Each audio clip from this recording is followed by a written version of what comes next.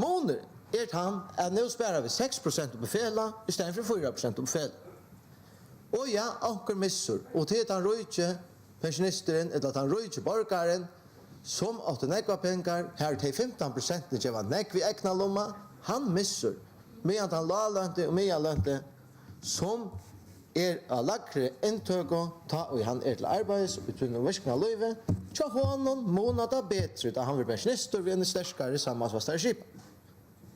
Och det är alltså läge och det tar gärna flocken väl att inför att det är som har nog som får oss in i minne vid en starkare sammansvarskip till vi spär upp fälla och istället för att spär upp läkna lomma. Då det ger ett bättre jämnare samfäll. Och så kan man vänta det ja men det till pengar som vi var själva arbeta för att vi mona och gör det gott i våra samhälle och rätt det men hevet han kvinnan som gick hemma och 5 barn och hever hon sannolikt eisen gjort gott för samhället. Men hon är ju möjliga stänka kronor av sin fejtlön lomman tog henne och gav till samhället vi är uppe alla sina barn. Och hon får näck på sig en stärskon. Samma sak.